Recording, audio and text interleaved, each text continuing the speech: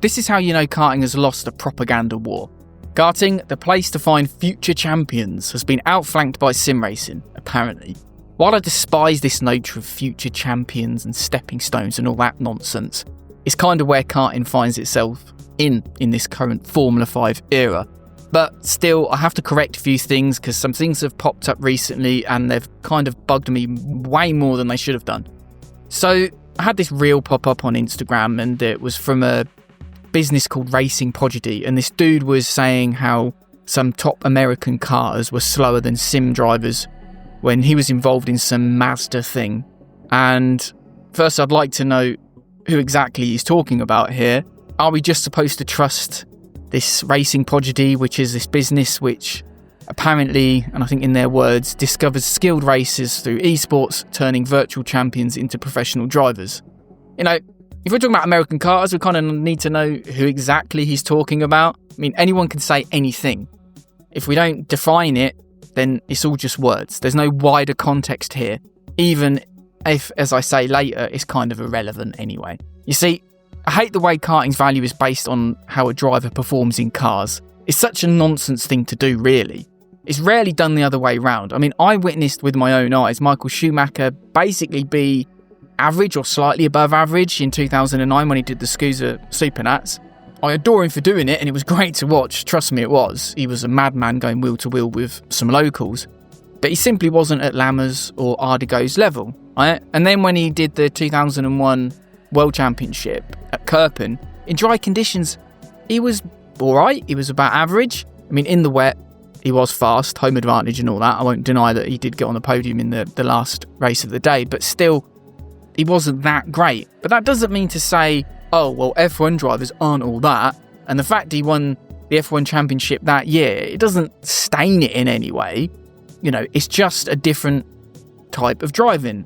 Now, in this propaganda war, I came across Misha Sheridan's comments on his YouTube channel where he's sort of talking about Max Verstappen racing at the Nordschleife. And he had a few comments about karting in the context of sim races to real life. And he actually said, if you go into a karting championship, I believe the first racing years cost you already €250,000. To do the World Karting Championship, you might be spending up to €1 million a year because you have the team costs, travel costs, the running cost of a car, the purchase, tyres, brakes, fuel, you name it. In the case of a sim, again, it's just electricity and the purchase price of the sim.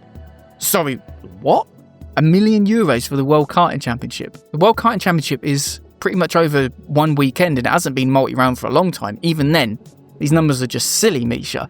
I know there's confusion here, and obviously Misha isn't aware of the exact nature of the World Karting Championship, but this blanket painting of karting, it does need to be corrected, because what is really going on here is we're taking these kind of worst case scenarios where billionaires basically piss money up a wall and then inferring that sort of represents karting. It doesn't really give the full context here. And kart costs are all about context. You can race a World Championship spec kart for a few €100, or you can spend €15,000. It's basically asking how long a piece of string is. To throw numbers about without context is silly. And guess what? Some drivers aren't even paying at all. They're professionals. They get paid to race. Now, that's not as common as it once was, but it still happens.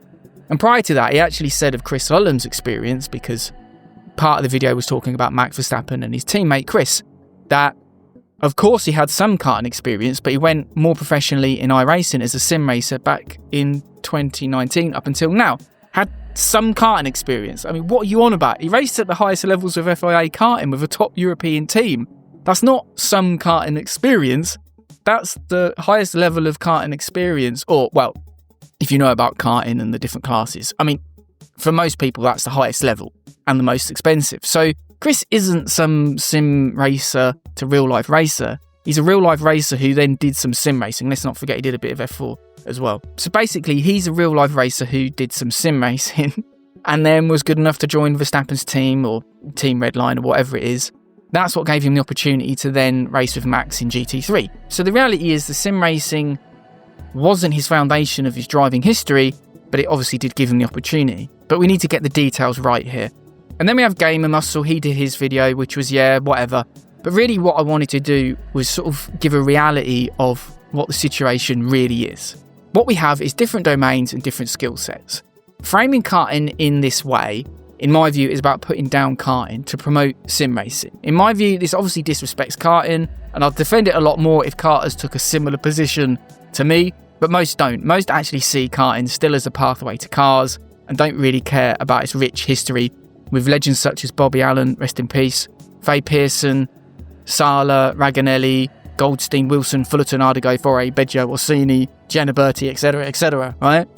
But so this is my issue, whether it be Gamer Muscle, Racing Prodigy, or Misha, or whoever. The fundamental flaw here is the representation of karting as the pathway to cars, and not fundamentally its own sport, its own domain of expertise.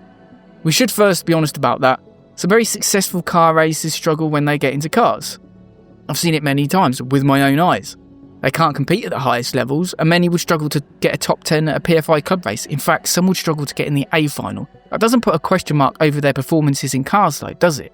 We don't make long diatribes about, car racing doesn't teach you the skills to do well in karts, because it'd be stupid. The same way we wouldn't say doing road racing on bikes inhibits your motocross and vice versa. Now, I know I'm sort of cycling uphill on the whole karting is its own sport and it's largely gone. That's why I kind of admit defeat in the propaganda war. But if I adorn myself with this pathway to cars cape, we have to actually observe the current trends. People have this belief that somehow talent can be found on sims and this is the future. Almost no one really cares about this, let's be honest. Motorsport is a money game. If you have the money, you don't need any karting or sim experience to go racing if you really want to. You just go race it. And while there might be people looking for drivers and talent, do you really think wealthy parents aren't buying sim setups for their kids right now to supplement their karting? I could tell you, this is what's happening. The future isn't sim racers or versus karters, it's hybrid. If you think pure sim racers will have an advantage over kids who are now doing both karting and sim racing from the age of 5, you're dreaming. Now, I've done sims for nearly 2 decades now. Some of the earliest videos on this channel are sim videos, right?